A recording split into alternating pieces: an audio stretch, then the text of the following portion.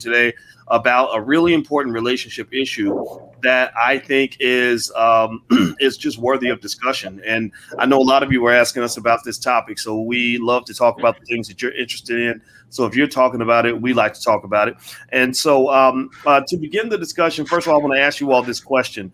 Give me a yes or no in the chat if you saw this post. Somebody put it on social media. It went kind of viral. So that made it definitely conversation worthy, and it was an interesting discussion. It says here, and this is from someone's thoughts of a mature man, or sorry, thoughts of an amateur man, or is it a mature man? Sorry, a mature man. Okay, he's not an amateur man; he's a mature man. Okay, very big difference there. He's a professional man, and he's a mature man. He says a man has to love you more than you love him for a relationship to work. Now, I don't know anything about the brother who shared this quote. I don't know what his background is. I don't know what his experience is. Most of us are drawing on some sort of experience. So I've got a bunch of experts today and a bunch of really smart people that are going to help us dissect this. And so what I'm going to do is actually just jump in and ask everybody in here, do you agree with that statement? Give me a yes or no in the chat if you agree with that statement. And then I'm going to ask every panelist. We're going to go panelist by panelist to ask each panelist to say yes or no and why, and give me kind of a why, because I'm really curious. Okay, let's see here. I see somebody says that's nonsense. Someone says it's the opposite, actually. Hannah says that's the truth. Mark says idiotic. Hannah says yes. Okay, Andrea just says hello. How you doing, Andrea? Everybody say hi to Andrea. Dominic says no. All right. So without further ado, let me jump in and let me just start with I will start with Coach Gene and Dr. Dula. I'm going to put you out on the solo screen.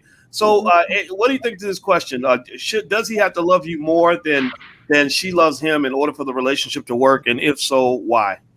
Yeah. Okay. Dr. Boyce, thanks for having us on. So yeah, we're thinking about it, when we consider, at least myself, consider relationships, we're thinking of it not from the percentage of 50%, 50%. I think that people should come in 100%, 100%, with a relationship for it to work. And when you're talking about love and you're basing it on feelings, then sometimes those expectations can get missed. And so I think that, we should look at it, relationships coming more from a place of,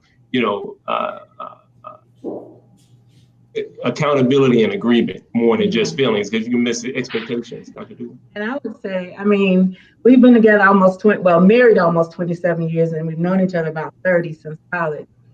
And okay, so then what is love? What does that look like? Because what I thought love was when I was 19 and 20 and 21, when I knew him, I met him, is not the same thing now. It's a thing that's always going to need to be adjusted in some type of way.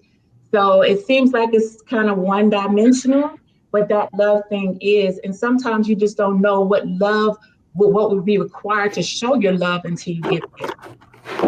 Okay. All right. So excellent point. All right. So I'm going to jump over to Miss Rebecca Samuels. Rebecca is the CEO of Pythagoras LLC, a really smart Black woman, has a lot of really good opinions. So Rebecca, do you agree with that statement? Yes or no? I'm going to read it again just so everybody that just came in. A man has to love you more than you love him for a relationship to work. Yes or no, and why? Okay, I guess I'll be the devil today. I think it is a true statement. And the reason why is because we've all heard of that quote that whatever you give a woman, she multiplies it. So I really feel like, speaking for the good women in the room, that if a man pours love into me, someone that I want to be with, someone that I do love as well, I'm going to give him back triple fold whatever he gives to me. So in that case, I do believe that's the way to go. Okay, so Rebecca has a lot of love to give, and she triples it. It's like those 401k plans where they match your contribution. Rebecca's an accountant, and she's very practical, so I'm sure that goes into the process. Okay, so Dr. Alicia, who I happen to be in a relationship with, what do you think about that statement? Do you agree with that statement? Yes or no? If so, why? If not, why not? Yeah, so I think what the statement is saying is that in order for a relationship to work, a man has to have an overwhelming love for a woman above and beyond her love for him. And that when that happens, that's going to carry the relationship and make the relationship sustainable.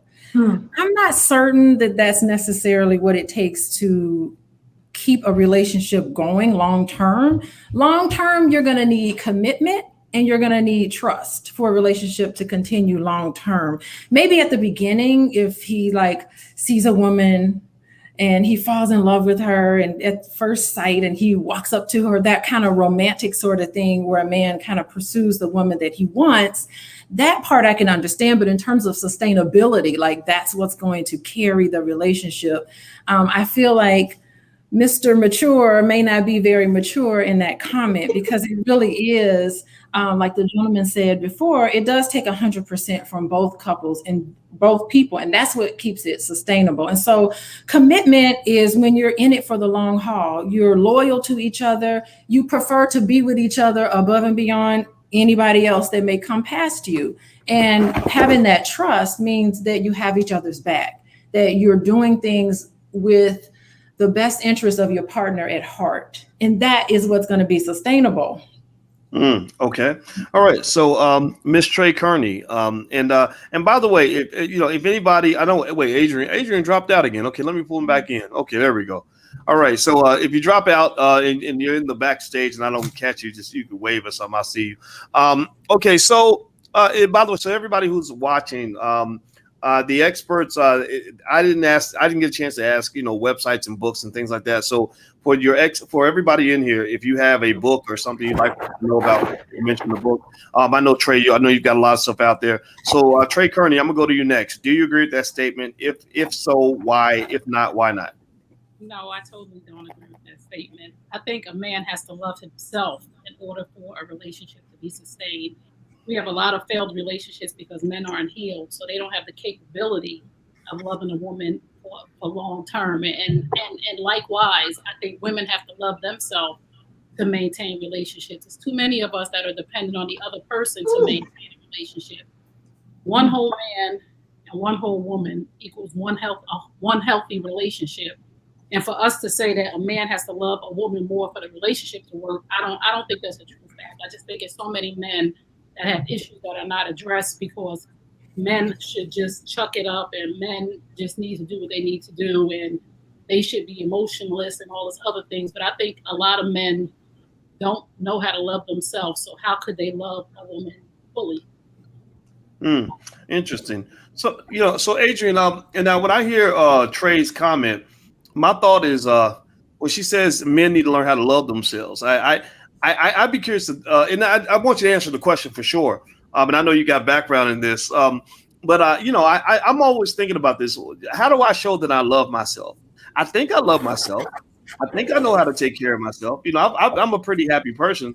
So what are your thoughts on that? When just that whole men have to learn to love themselves. Now, mind you, I assume she's also saying women as well, right? I think she did say that. Right. But Adrian, give me your thoughts on just all of this that you've been hearing. Loving yourself is his ability to set boundaries, know what he wants out of life and be in pursuit of those goals, knowing how to take care of you. Remember, we have those 7 things that we should all be aspiring for: financial, spiritual, emotional, what it means to have family and build legacy. So a man who is mature, who's loving himself, is focused in those areas, being accountable, working on himself, spirit, soul, body, and mind type of thing. So I think that's a very good statement. As far as the whole, a man needs to love her more than, no.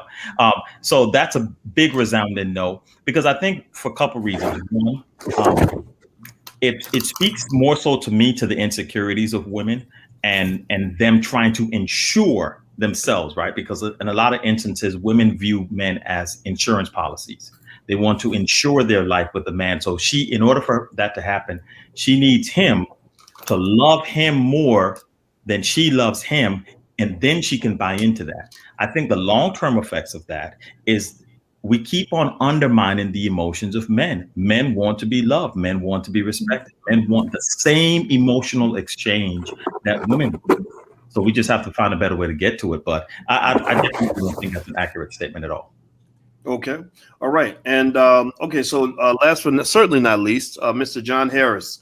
So I'm glad we got some men, a nice balance of men and women to provide perspective. So John, when you heard that statement, in your experience and just in your view, what do you think about that?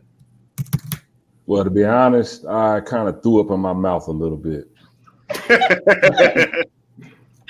So that's a resounding no. Check this out. Expecting a man to love a woman more and for that relationship to work is like an idiotic statement to me, especially considering that 70% of the divorces in this country are initiated by the women. And then you look at the fact that when they do have a divorce, a man can love a woman to death, and that's not going to stop her from leaving that relationship. I mean, and then also we have to look at what was the reason, what is the real reason these two people are joining together anyway? Is it because of love? Is it a situationship? Is it for financial security? Is it just to have in-house sex? It all depends on what they're getting married for anyway. So it really is based on both partners, both of their intent and their intent with the relationship. Okay. So John says intent. That's really interesting. I thought about that statement and I was trying to process that, right? And I was thinking, Coach Jean, I was thinking about the fact that, I as a man, I'm not an expert in terms of having studied relationships the way Alicia has, right? But as a man, I'm pretty good at that, and I kind of know a couple things about that. I can say that that when I met her, I was really enamored with her, and I was really excited about a relationship with her. And what I have found in my own life, without telling on myself, is that when I really am excited about a situation, I tend to be on my very, very, very best behavior. Meaning that, whatever the best is, like Anita Baker said, giving you the best that I got. Well, not everybody's going to give you the best that they got. Some people are going to give you the worst that they got. That's why I don't believe that there's such a thing as a good man or a bad man. It's which type of man did you get that day? And it's like if you go in the store, sometimes I'll drop $3,000 on something. Sometimes I'll get mad because you charge me $8, right? It depends on what I want at that time and how I view whatever it is that whatever exchange I'm seeking to make, right? So do you think that it's possible that that scenarios where the man is really, really, really, really, really, really, really, really, really in love with the woman, and let's say she loves him too, and Rebecca, because Rebecca mentioned her matching program, her matching funds program, where she says, whatever you give me, I'm gonna give it back. And there are a lot of people that do that. And I'm just shooting from the hip on this, but I feel like women are just a little better at that. Not that men can't be great in our own way, but there are some things I think women and men do better than the other. I do believe that. I don't believe we're the same.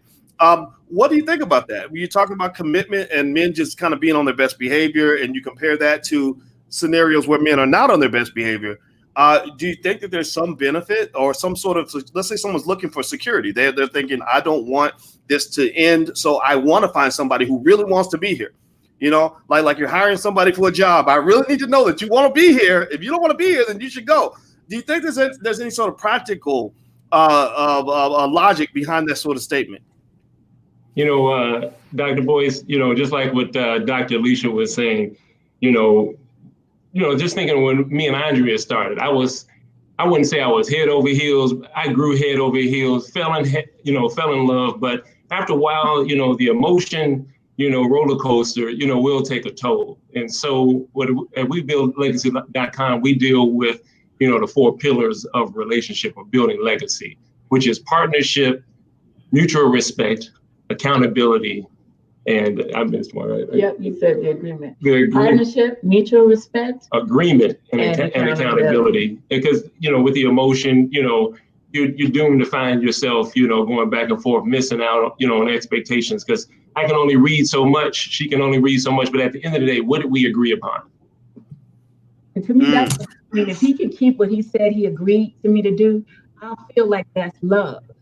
If he said, I'll do this for you, we agreed to this. You kept the agreement. And if there needed to be an accountability thing, and he was like, oh, you know what? You're right. I got it. And he shows up for that. Oh, I believe you love me. Yeah, because in 27 years, I missed the mark a whole lot. No, you don't. Still missing the mark. No, you don't. Still missing the mark. No, you don't. Well, I want to ask this question.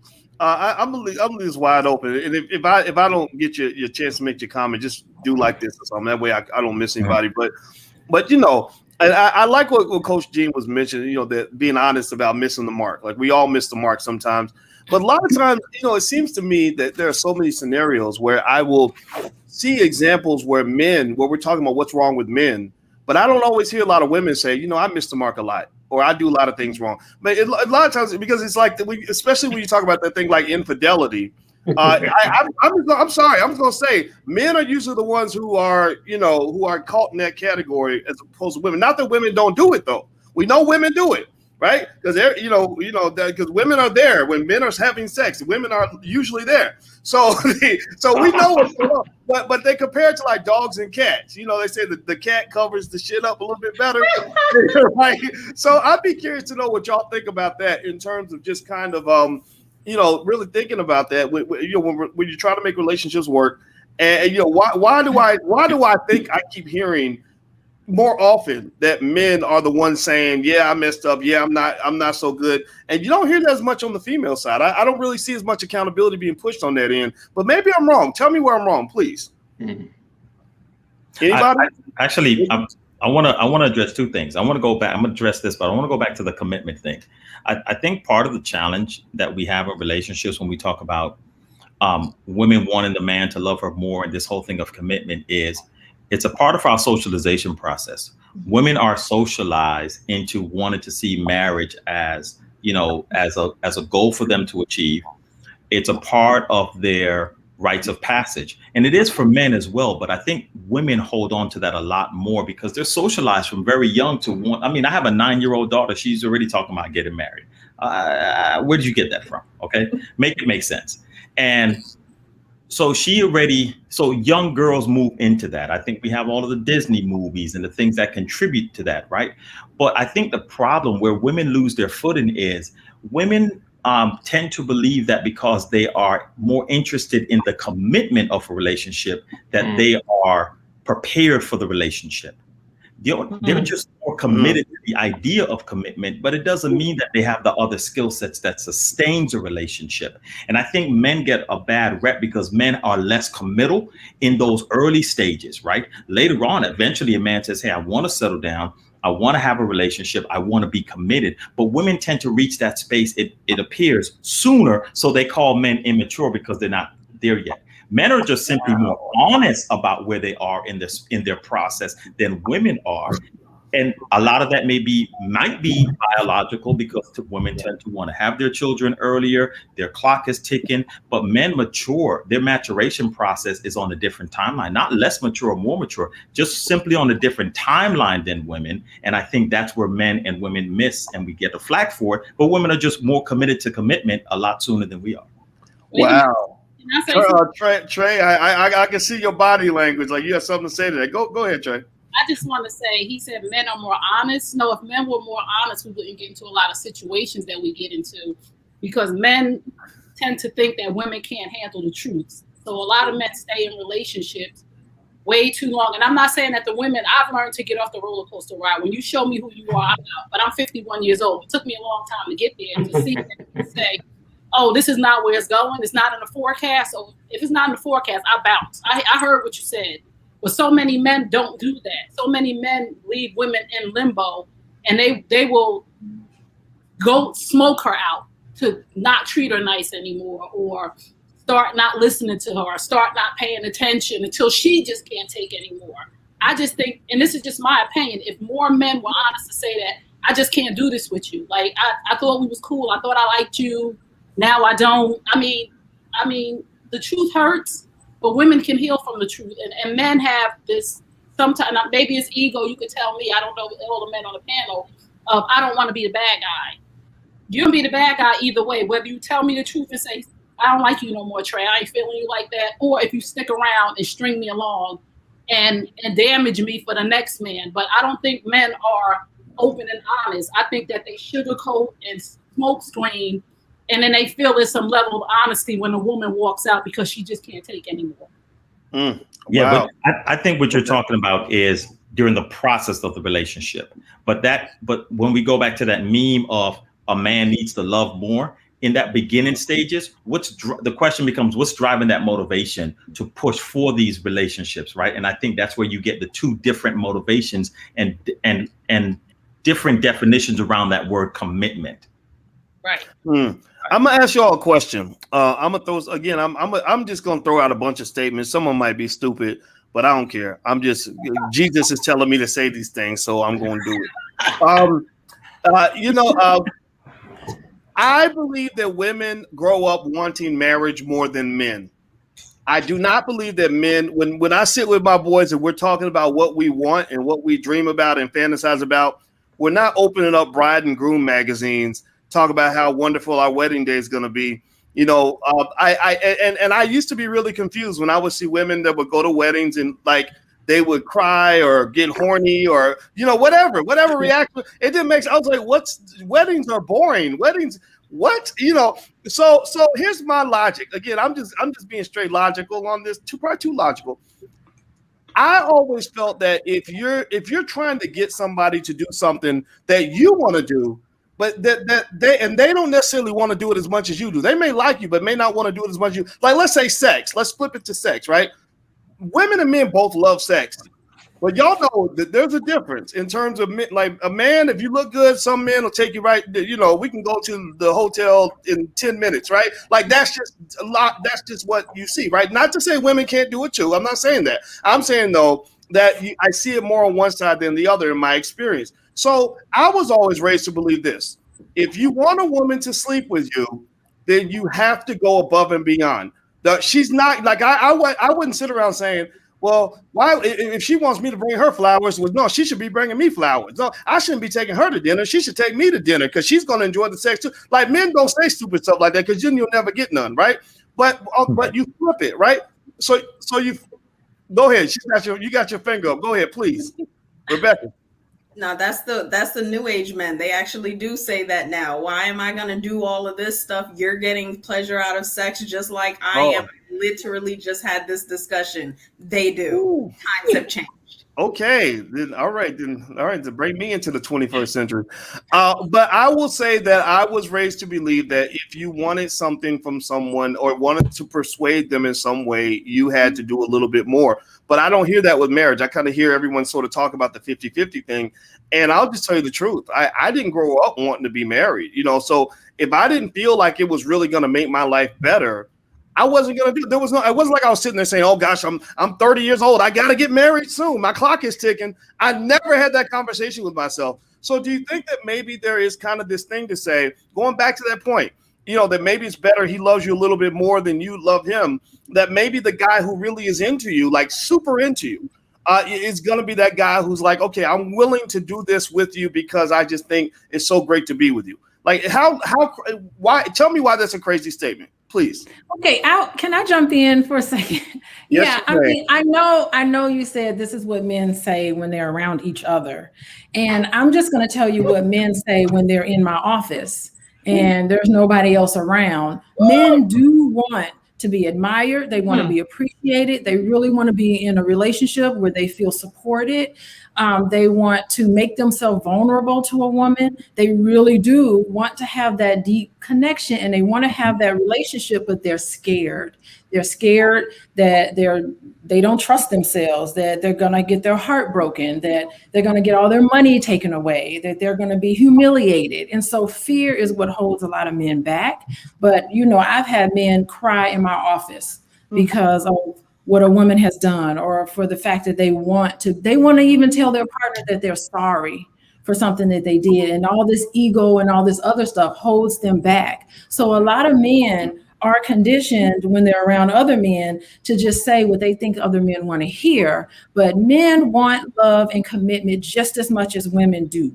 Right. Yes. I don't doubt that. I don't doubt that at all. I think it's a matter of the right situation, right? Like it seems to me that it's like when mature men tell each other that you're getting married, usually the conversations I see are like, wow, you sure you're ready for that? And he'll be like, yeah, man, she's really the one. You're like, oh, well, congratulations, you found the one, right? But in terms of just sort of congratulating you just because you got married, I don't see that as much. Like the marriage in itself is not the point of celebration. It's the fact that you met someone that you love enough that you're willing to give away. Like, especially you talking about men with options. You know, like I know guys, NFL guys, movie stars, millionaires, who are like, I got a lot of women I know, but this is the one I picked above and beyond everyone else. And that I think is a different trade-off than the guy who, has nothing else to do. I don't know. What do y'all think? I mean, do you think that it matters if the guy has options or not? I remember what was it? I think it was Chris Rock. Remember, tell me what you think about that statement. Remember when Chris Rock said, men are only as faithful as their options. Like, why was that an offensive statement? And tell me what you think about that statement and why it was offensive. I'm sure someone's offended by that statement. I'd like to know what you thought of it. Anybody, please. I'm not offended. Listen, I'm just going to say this. I have a pledge that I just launched today for Women's History Month, #NoSideChicken, where I'm encouraging women to honor, guard, and respect each other's relationships so that we can, my mission is to get 1 million women to honor the pledge. A lot of the problems that we have as women is that the fact that we allow ourselves to be options. And we complain about men and say men are dogs and men cheat and men do this and men do that. But who they doing it with? One of us. Yeah. And we expect men to respect us when we don't respect each other.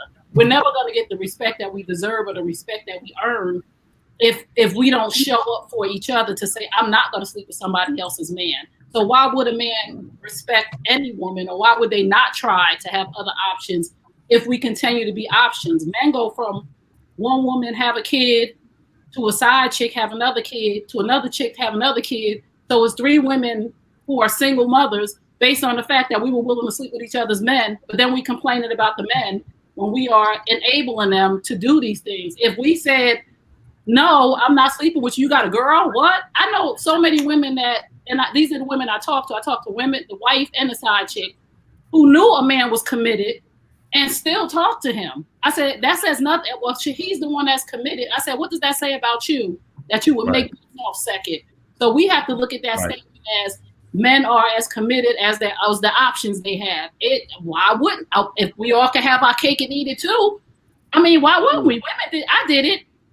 Like I said, I had a husband and a boyfriend for many years because it was as good as my options were until somebody gets tired and gets off the roller coaster ride, which was me with the man I cheated with, because he cheated over and over again.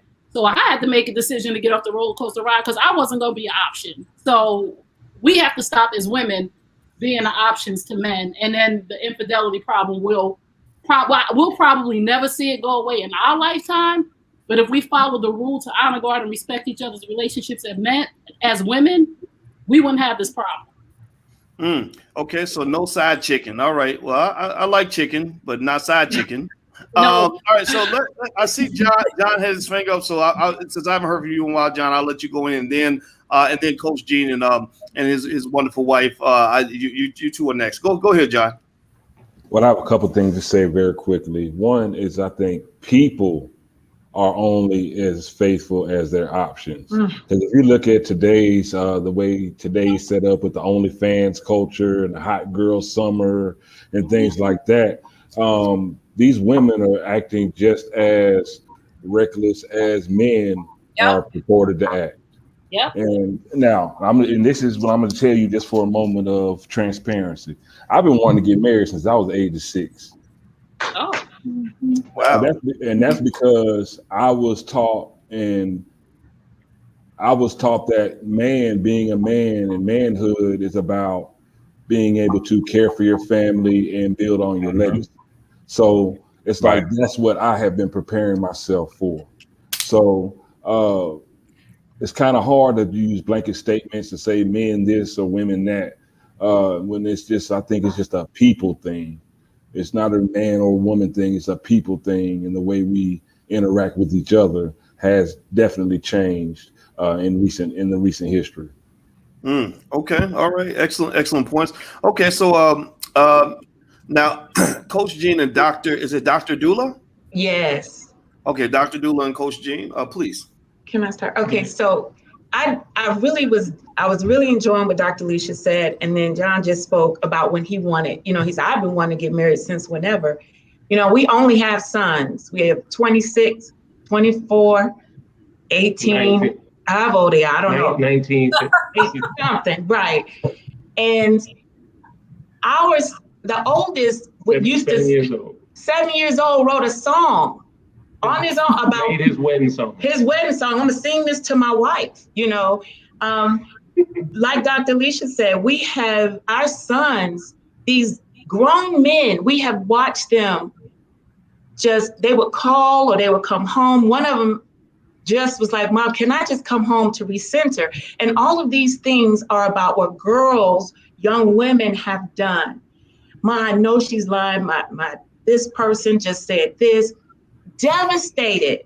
Here we are. We work all these years. We hear all the comments about young men, men this and that. We teach them how to use their words. So we're like, okay, somebody's gonna know how to get to men that know how to talk. We try to emulate what a relationship that's healthy can look like.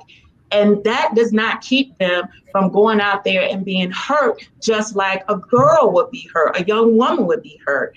So, I've heard so many comments about what men are and what women are and things like that. But, I always said I just refused to believe that all I was blessed with was things that were broken to come out of my body.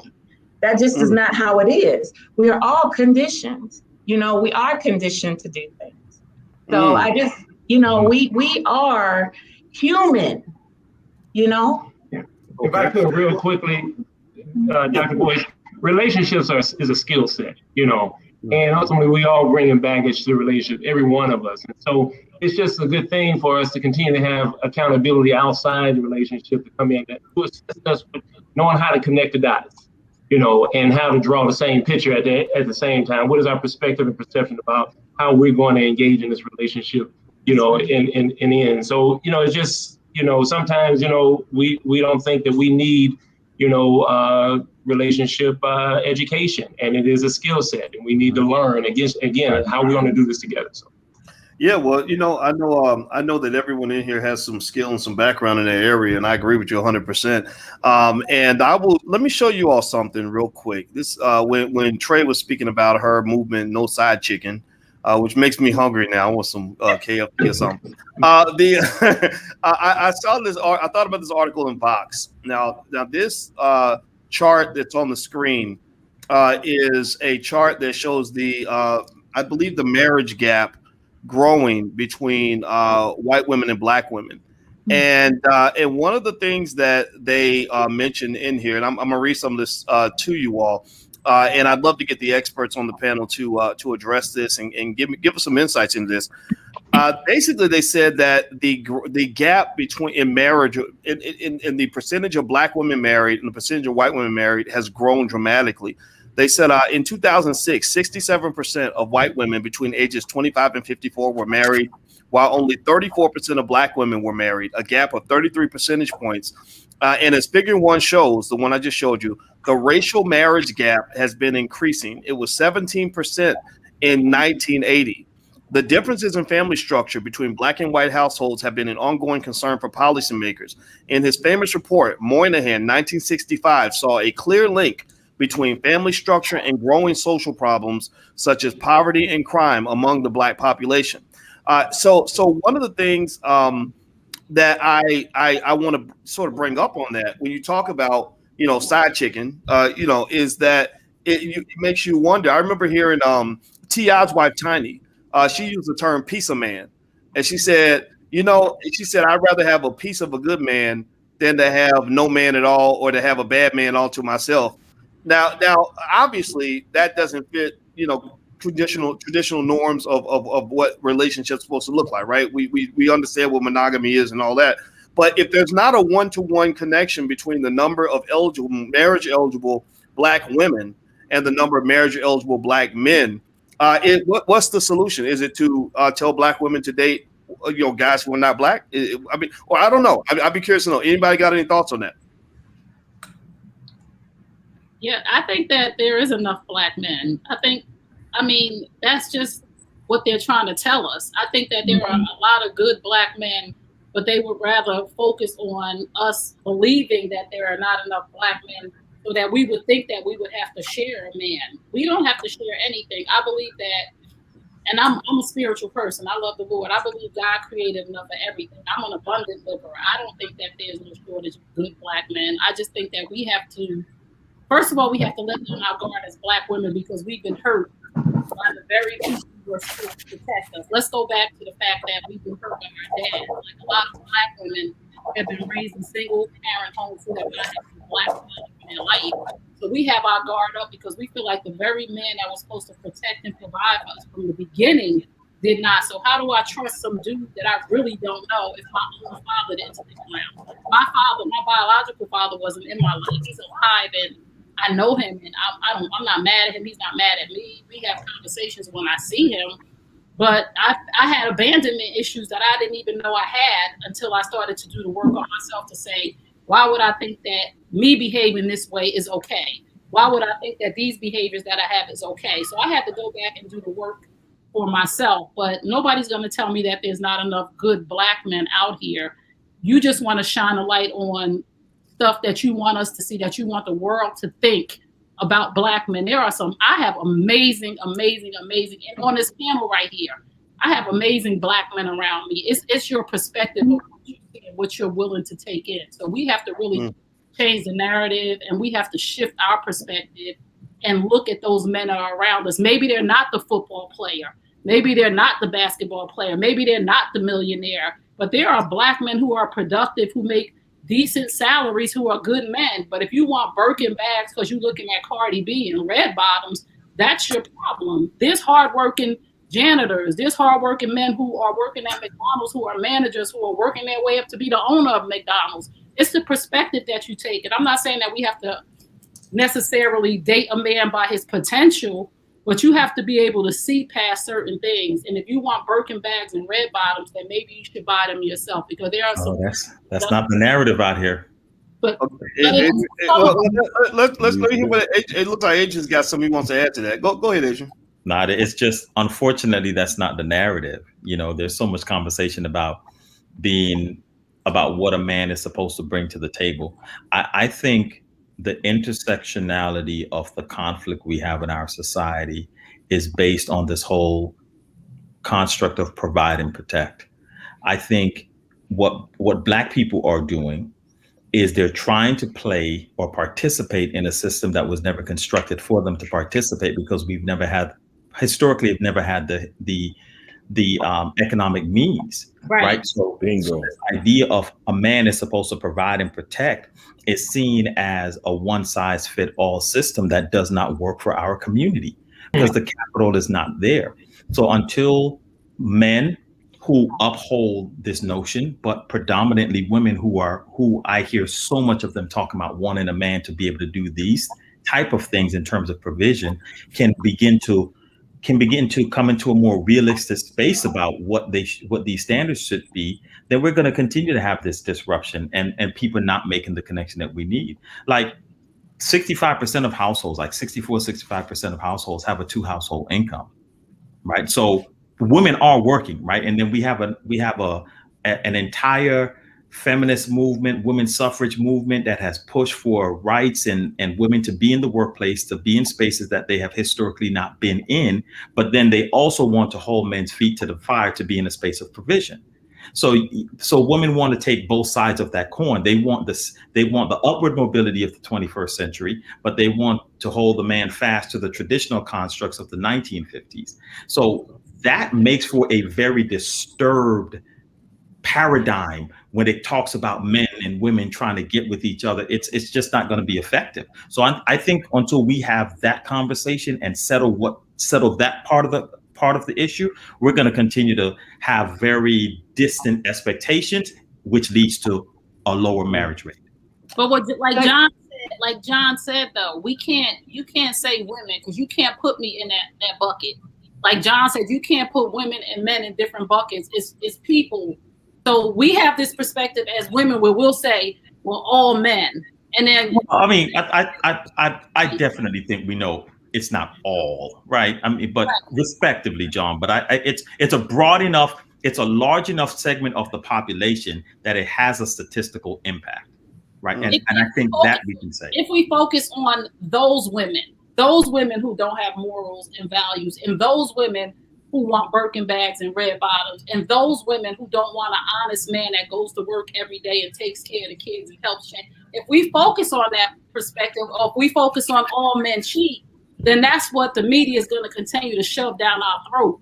We have to change it around as Black people and say, no, we're going to focus on this group of people. We're going to focus on the women who are not requiring these things, and the men who are not looking for a woman on a stripper's pole. We have to change that narrative ourselves in that perspective. We're all focused on that thing, and we have to change that. But even in your example, you're still talking about on the outskirts of what that bell curve looked like.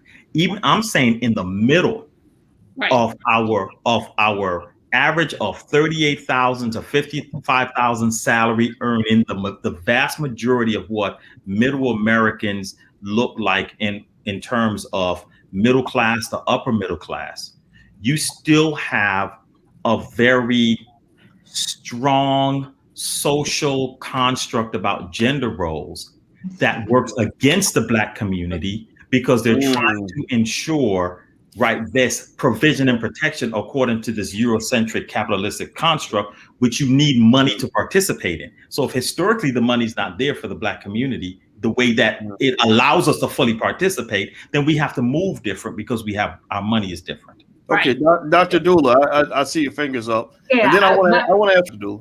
Yeah, I was glad you said gender roles, because this is my area of research. I literally went, and when you first mentioned Dr. Boyce, Moynihan with his self and how the households began to look and shift and all of that, without going into that detail, I would like to just kind of shift this a little more, less of that we all have to be homogenous in this, and more of the context, the one that we come from, the one we challenge couples with all the time, and individuals. There will be those who want that traditional whatever. There are going to be those that want that. This is what I want. And there will be men that want to feel that. There will also be those that are more egalitarian. They say, no, we're going to figure this out the way we want to. And then we always talk about what we call the crown couple, the ones who they say they want one thing, but, the man still say, well, no, but I want to look like this. I'm saying all that to say the notion that we have to, we need to come into this one space is unrealistic for the reasons that Adrian just mentioned. Okay. A lot of us are striving, and this is one of the issues I do have when we look at things as a Black community. We're striving. It's like, okay, we're going to get this thing. We're comparing ourselves to individuals, to a society. Yes, we're comparing ourselves to this standard that wasn't even worth trying to meet. And I'll say it this way really quickly. It's like the thing that spurred this for me was when I heard someone say, there was a time when women could stay home and they didn't have to work. Well, for who? Because I had never met a woman in my family who didn't have to work. But in the relationship courses that have faces like ours, we are still telling women, there was a time when you didn't have to work. So then the pinnacle of things is, if I get a man that can do this, this, this, and this, and this for me, I don't have to work. Rather than looking at what our situation has been and what kept those families together. You know what? I'm gonna get you. What kept them together. That means that we cannot come from this same perspective, just like what Adrian was saying. We can't do that and expect to be successful. It doesn't mean that no one will be successful. It just means let's come from our paradigm. Let's come from our context. Let's look at what has worked for us rather than looking at what majority culture has done. Okay, I want to ask Rebecca a question. So earlier we mentioned the scenario, the template of the guy that might be, he's working at McDonald's, but he's the night manager and he's working up to become the store manager. Now you are a CPA and you run your own company. I don't know how much money you make, but I bet you can afford a Birkin bag or whatever that expensive crap is that I never would buy. how does that make you feel as a woman if somebody says, I don't know, I have no idea what you'd be attracted to, and I'm sure, I know you're a good person, so I'm sure that you're not going to judge solely on income, but the guy in the McDonald's uniform comes up and he's extremely nice to you. What honestly goes through your mind when you're considering whether or not he'd be an adequate mate for you? I'm a weirdo. I'm a weirdo. So I'm a weirdo. I have been always that girl that don't like guys coming after me.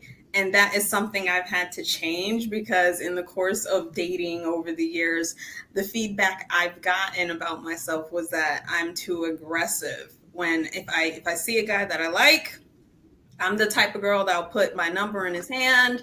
I paid for many first dates. So I'm the weirdo. I'm probably not the person to ask, but I'll just say this. And again, I'll be the devil tonight. I'm fine with that. I am turning 37 this year. Okay. I have done the hard work. I have laid down my foundation.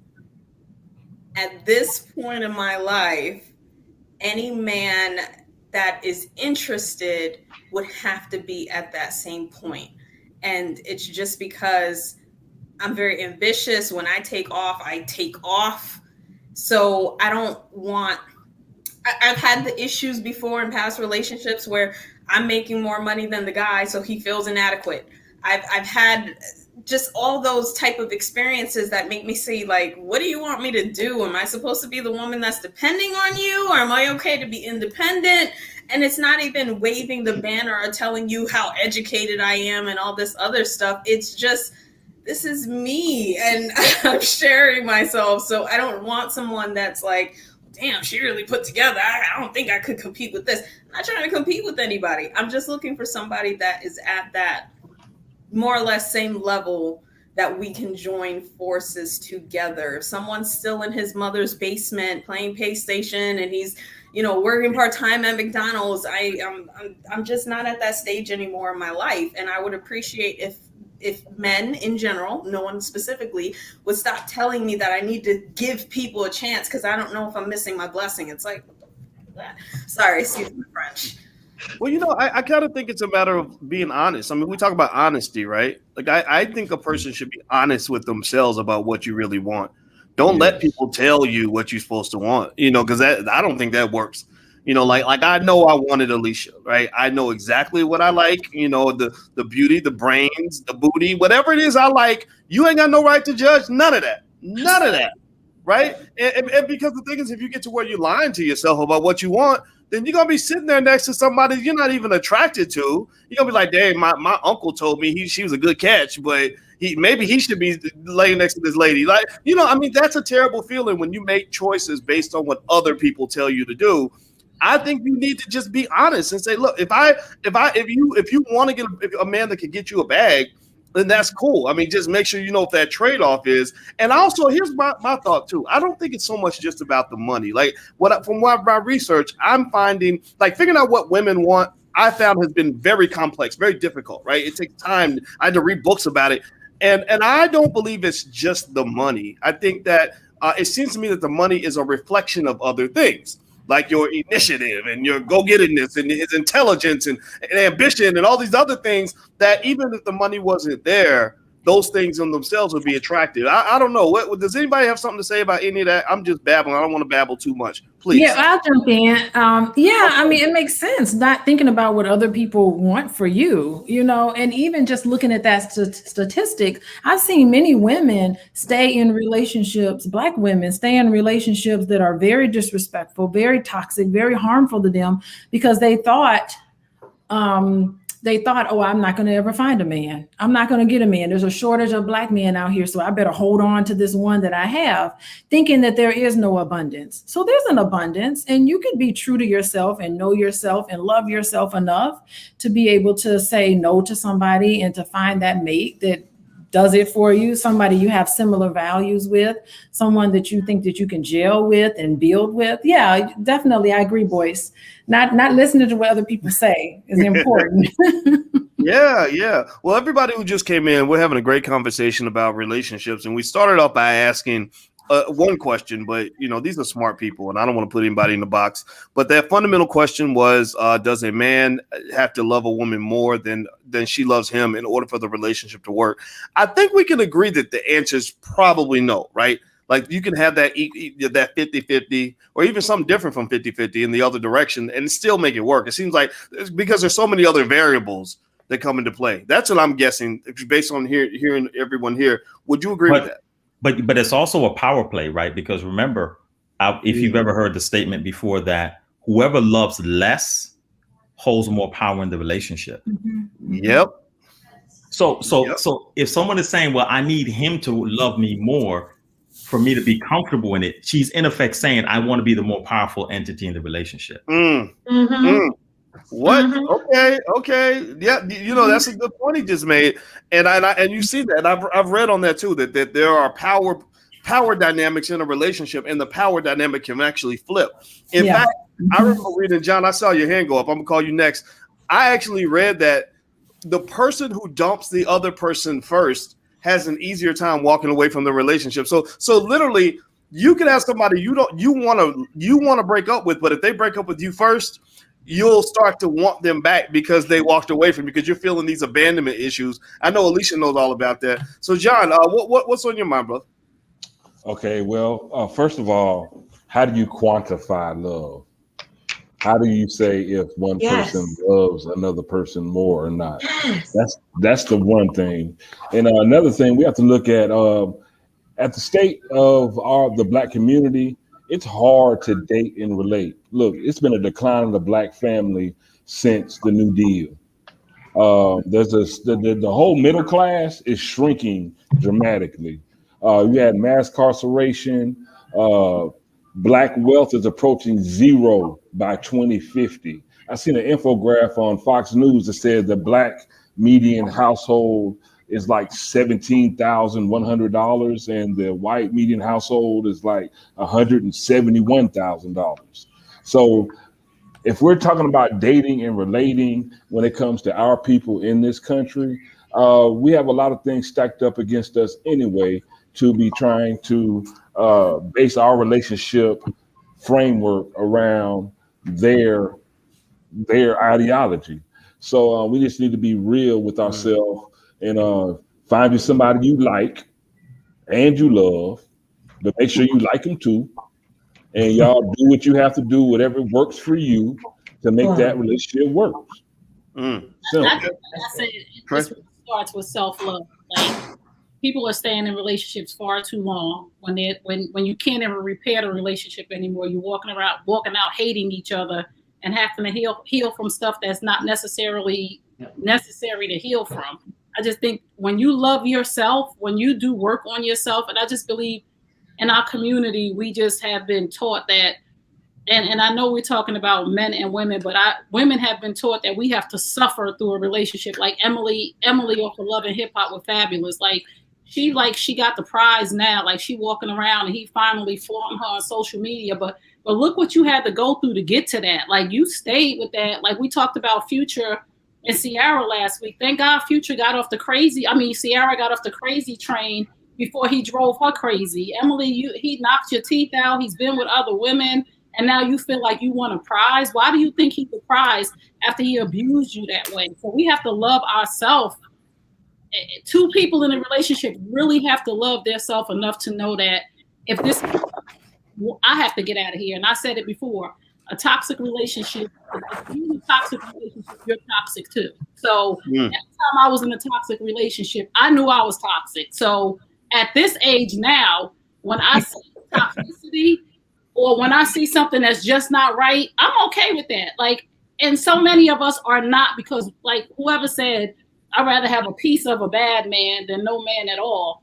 Because you're not healthy to even say that. Like, I'd rather be with a man that'll knock my teeth out and hide it just so I can have a man. Because you're not healthy. We have to learn as Black people that Self-love is healthy, and we have to be healthy in order to be in whole, healthy relationships. And that's one of the things that's lacking in our community, not accepting the fact that we've seen some things and we carry some baggage that we must put down. But it's my baggage. I got to go deal with my baggage. I'm not, and so many of us are expecting a man to deal with our baggage. Well, he put me through this and he put me through that, and you ain't going to do this. You shouldn't be in a relationship if you're going into a relationship with that mindset, and vice versa for the man. So if we had simultaneous healing, women are always healing, only to get broken by a broke man. And not all men are broken, but we tend to gravitate toward a broken man when we're healed because we think we can fix him now. If we had simultaneous healing where men were getting help that they need, black men, and black women were getting help that they needed in the community, we would have whole households. Like, we are tearing each other up because we're not willing to do the work in ourselves to be healthy enough. I'm not staying with toxic girlfriends. You got to go. Men, you got to go, because I value my mental health, because it's about our mental health. So I want to ask Adrian a question. Adrian, when I hear a lot of rhetoric about like I heard what Trey had to say, in terms of talking about when you got to let go of a toxic man, and she mentioned Fabulous, and I guess I don't know anything about Fabulous and Emily, but I guess Fabulous did some terrible things to her, knocked her teeth out, stuff like that. And she talks about abusive behavior on the part of men. What I don't really hear people talk a lot about is abuse that men experience from women. Because it almost seems like it doesn't show up in the same form that it does with men. Like, a woman isn't going to knock your teeth out typically. Now, some might, but most won't, right? But I hear, like, I'll give you an example. Alicia and I, we've debated and tried to figure, we talk a little bit about different things we see online. Like, for example, when Kevin Samuels is talking about relationships, sometimes he's a little bit rough, and he unconventional. His style is, some people love it, some people hate it, but there's a lot of men who say, thank God he's finally telling the truth. He's talking about, and what I'm hearing is pain. I'm hearing from the pain that a lot of men are feeling in their relationships, where they feel that they're being abused, but because men aren't quick to say I was abused, or we're not going to call the police. Police are going to laugh at you.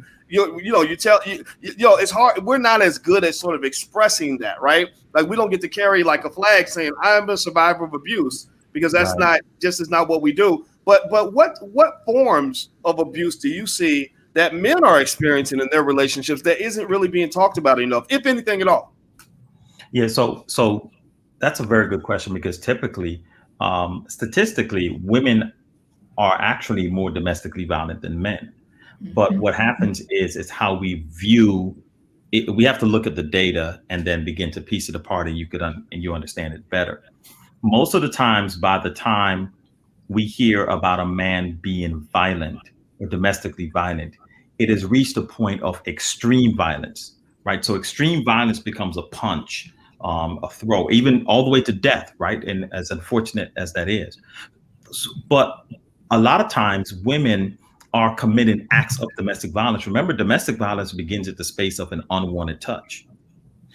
Most men don't interpret the behavior or the physicality of women as being domestically violent. So one, I think some men don't know that they're even experiencing domestic violence. Two, it's underreported because of the masculinity and manhood identity thing, right? Because I'm a man, I can't look like I'm getting punked out here, right? So I'm not going to report it. But when you mush his face, put your finger at his temple, when you push him, right? When you throw something at him, all of those are acts of domestic violence. I think what happens with men is, because it doesn't raise to the level of seeming danger, right? Imminent danger, then it doesn't seem as violent, and therefore they don't take it to be domestic violence. But those are acts of domestic violence. By the time the man begins to respond and it's now escalated, now it's, oh, he's being domestic violence. And the other thing about it too is, unfortunately, I've seen it, I've experienced it, and I know if it happened to other people, where women have the ability to do a better job of code switching, right? Where they are first could be very aggressive, and then when law enforcement gets involved, all of a sudden it's, I don't know what happened. How does that? Right. So that unfortunately, and I know Dr. Alicia, obviously in her line of work, similarly deals with that all the time. So that's the truth about that. Women women are actually on the lower scale of violence, are more domestically violent than men. Men are more violent on the more violent on the more violent offenses on the domestic scale of violence. Also, I was thinking also about other forms of violence where nobody hits anybody, right? Like I've seen people accused of being not violent but being abusive without it hitting anybody, right? Like you'll hear he was emotionally abusive, right? Mm-hmm. I don't hear a lot of men talk about women being emotionally abusive, but to me, when you get to the point where nobody's doing anything physical, like physical men, we're just naturally stronger. We have the testosterone and all that. But when you're talking about a battle of the mind and the emotion, then everythings equal at that point. I've seen the abuse go in both directions. I'm sorry, go ahead. Go ahead, please. What do you want to explain? I had said it's not equal. Women, women's communication skills are above par. Yes. I can't wait to hear what Dr. Alicia says because she's over there. Yeah, I've seen really painful psychological abuse by women on men, and a lot of men don't see it that way. And sometimes I'll just point it out and say, that's abusive. She was stalking you. That's abusive. She was breaking into your phone. She put a tracker on your car.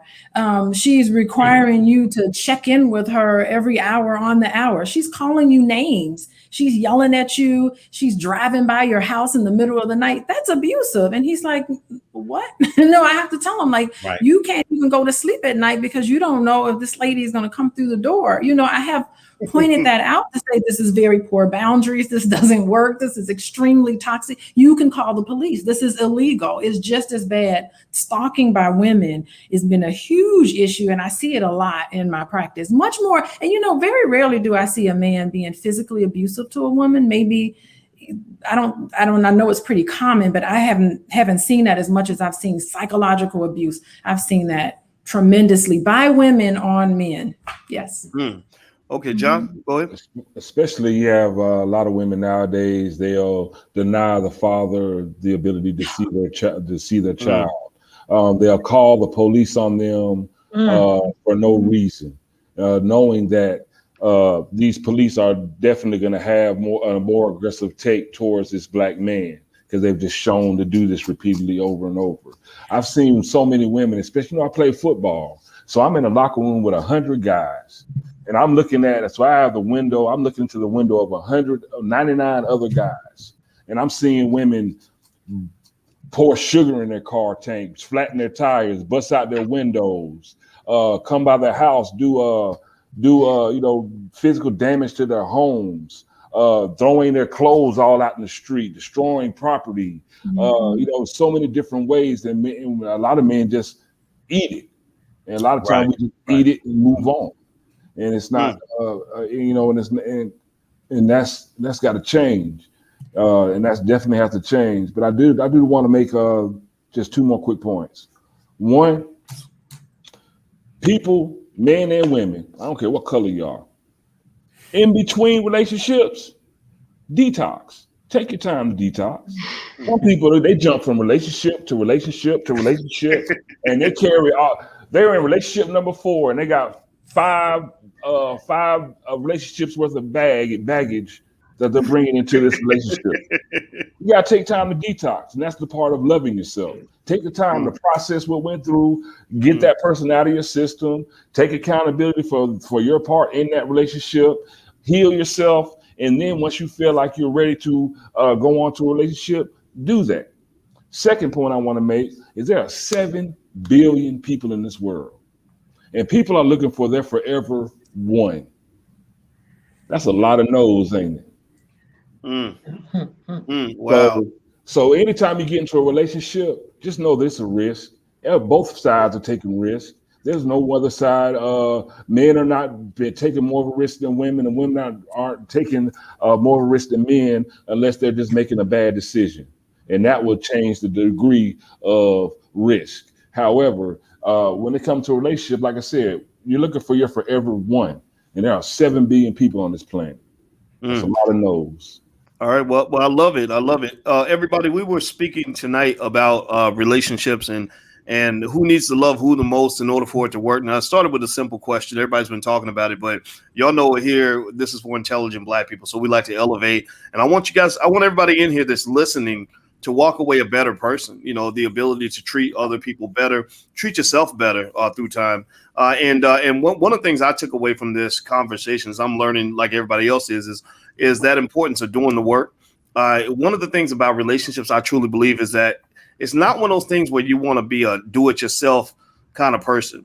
As time is going on, I look back and I think, my gosh, the insanity of two 22-year-olds thinking that they can figure it all out without any help, Right. without no therapist, without no referees. I know, Adrian, I know that you are a conflict resolution specialist. I think they should all be hiring you, just, people like you, in order to just work through things. Just that ability to communicate or to know how to de-escalate a fight is a science. Like, this is not just some easy stuff. So everybody watching, especially young people, like, pay attention. Like, we're not in our 20s. I don't think anybody's here in their 20s. Y'all look like you're in your 20s, but you're not. We know that, right? So you've learned a few things, and I think everybody who's young, please listen to that. You got to do that. So what I'd like for everybody on the panel to do, and first of all, everybody in the audience, please hit the thumbs up button, share button, subscribe button. We're trying to build intelligent Black media. We can really use your help. Number two, if each of the panelists could maybe give like a quick 90-second summary recap of what we can all just kind of learn from this conversation, what you learned, what we can walk away with. I would appreciate that very much. And I can start with you, Coach Gene and Dr. Dula. And since there's two of you, you can do double time, please. Yeah. First of all, I just wanted to say thank you for being a part of this amazing panel with these amazing individuals. Thank you so much. If I get anything out of it, especially listening to John and Trey, there is another dimension to relationships. And we do have to give ourselves time to heal. And Dr. Boyce, you're making a good point. We have to educate ourselves. We have to, get educated about skill set and how to unclothe ourselves, dealing with those issues and coming together. Deconditioning. I do human design, so deconditioning. I just wanted to say, first of all, regarding like what Adrian was just talking about, or no, Dr. Alicia, about, men not knowing what abusive things are. Let's just try to treat each other like humans. And so that starts in the home. And we talk about that all the time with families and individuals at rebuildlegacy.com. Because if I can treat him like a human being, and then I can demonstrate that to my sons, then they can never say that their mama was up in their face. And my husband was like, oh, he doesn't even play this. Even me doing this is a whole issue, because we don't play like that. I'm going to respect you, because if you come for my face, I already know what's going to happen. So how about I don't do to you what I don't want to come back to me. Right. The biggest thing I would say is, we have to figure out what we call it like planets colliding or combining. How can we combine? And we're all individuals. We're not the same. So, this is a human being. Do I feel a connection to this person? There is no one formula. And so we can help ourselves if we stop approaching life in that way regarding our relationships, because you will have to reconnect every once in a while. You'll have to figure that again. Because am I the same woman you married 27? Every season. And I love the challenge of trying to figure you out. Boom! I love y'all. Oh, I love y'all. I love y'all. I love it. That's so awesome. Thank you. So, Rebecca Samuels, your final thoughts? Definitely, I agree with the gentleman that said we need to take time to heal and detoxify between relationships, because I think everyone is jumping from person to person because they don't want to be alone, rather than taking some time themselves to say, hey, you know what is it that I truly want? So I'm not wasting my time or somebody else's time. And I think that's something that both sexes need to do. Well, I do remember reading something that said, and this is just a little random fact for anybody listening, that the worst thing in the world for you to do is to have a relationship with somebody who's on a rebound. That was one of those things where I consistently read that's an absolute no. It will not work 99% of the time. They claimed, I've never seen it work, because there's something about the fact that part of the reason they may be attracted to you is because you're different from the person they were just with. They don't even really know what they want yet. They just know you're not that. right? Like T.I. said, this ain't that, right? This ain't that, right? That's they're literally on that mode. So be very careful about dating or forming a serious relationship with anybody that's on a rebound, because I don't think people are in their right minds in that situation. So John, Mr. John Harris, by the way, John is on the Black Boss channel. So if you guys want to see John, he does stuff almost every other day with Farmer Brown, the MC, and they actually talk about something really important like black land ownership and agriculture, growing our own food, stuff like that. That's on the blackbosschannel.com. I'll put the URL up on the screen. Everybody should subscribe, because if you want to listen to black men and hear what they have to say, you got to go to the blackbosschannel.com. And actually, Adrian, you're so smart, man. Actually, both of all the guys here, I invite you all to contribute as well. So I think that black men should be heard as well as black women. So that's what that is. All right. So John, your final thoughts. Well, my final thoughts on tonight is I definitely agree with that. There's no singular answer in how to relate with someone, because you can one person can really have two. Every relationship with every person is going to be different, because we're all different, and we all can, like you said, combine. And the way we combine and how well we do that is going to determine, how successful that relationship is going to be. But I think that everyone, both men and women, we just need to be honest with our intent. If all you're looking for is some booty, say that. The other person, that's all they might be looking for, And if you're looking for a serious relationship, state that, and set your boundaries and work towards that.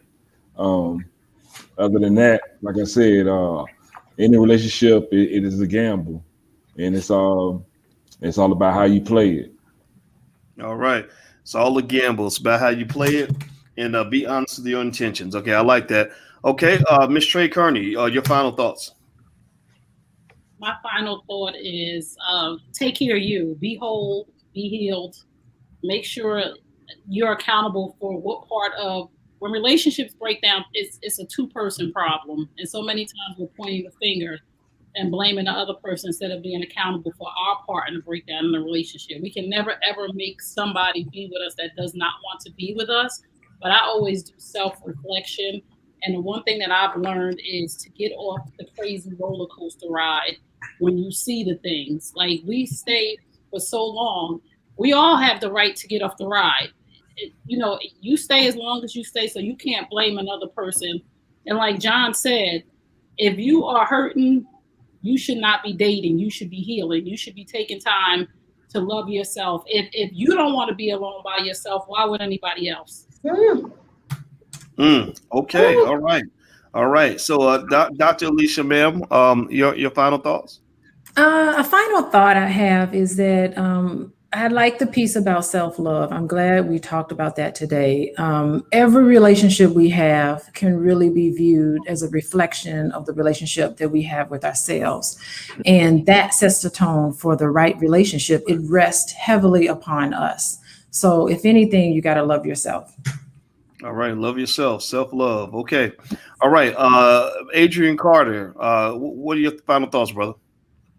I think a lot of times the conflict that we have in relationships is centered around how we are using and defining the language, right? There's a lexicon that we've established around relationships, headship and leadership and rulership and self-love. I mean, they're positive parts of it. One of the things I want to leave people with is how people are defining leadership is often misconstrued. It's defined in a way that is a top-down model, a pyramid model. So that means that there has to be someone at the top, someone at the bottom. So when we talk about leadership, who's leading the relationship? Leadership is not gender specific. Leadership is a set of skills. So people keep on misdefining leadership because someone wants to lead. I don't want to lead my relationship in the sense simply because I'm a man and ensure that I'm leading over her because she's a woman. What I want to do is I want to appropriately demonstrate the leadership skill. You're right. You don't have leadership unless you have the skill. Do I know how to communicate effectively? Well, does she know how to communicate effectively? Do I know how to delegate? Does she know how to do that? Time manage, resolve conflict, take initiative. if I'm a person who is a leader, I have to demonstrate the skill for it. And if she's able to demonstrate those same skills, then doesn't that also make her a leader? How about we learn to lead? Because effective leadership allows for the capacity of leadership for others to also be good leaders in that space as well. Yeah. You know, I love that point. And I think that what you said, Adrian, that inspired a thought when I was thinking about the difference between, say, LeBron James and Tom Brady versus Michael Jordan and Kobe Bryant. No disrespect to Kobe. I know Kobe is deceased, so I'm not gonna say anything negative, but Kobe and Michael they were similar. And I put them in the same category because they were similar and they were really tough, really rigid. You know, like Michael could be a bastard if you stopped him from winning a championship, you know, and that style of leadership did achieve success. But later on, you started to see some flaws in that leadership when he went to the Wizards and guys were kind of rejecting him. Whereas when I see LeBron James and Tom Brady around their teammates are appreciative and grateful, and they're playing better because they're with them, because they're giving them the ball and they want to see everybody succeed. And that style of leadership, that more cooperative style, is one that's certainly more appealing than that dominant, overbearing style, right? And I think that's what I think about when I think about a household, right? Everybody can lead in their own way. I mean, sometimes you can lead just by doing your best, and you got to also know the difference between being the leader and the follower, the teacher and the student, the pilot and the co-pilot, right? You switch back and forth, and again, I guess I'm telling on myself, because that's kind of what we do here. I can't walk into a household with a woman who's a full professor and pretend like I know everything, because that's just not going to be true, right? In fact, it makes me better though when I realize, hey, we got two good brains in the household, so let's figure that out, right? But you know, so what I'll say to everybody here, I will say this though, when I heard that statement, I kid you not, and I have to be honest, I heard it and I said, you know, theoretically, I don't think it's supposed to be true that he's supposed to love her more in order for the relationship to have a chance to work. Because again, it's complex. There are a lot of factors in there, right? You can't just sum it up to one thing. But I think about this. I go back to that point when I said that when I chose to be with Alicia, when I met her, I really literally remember that she was the most beautiful woman I met on the entire campus. She warmed me up with her smile. First thing she did was smiled at me, which made me feel welcome to sit down and talk to her.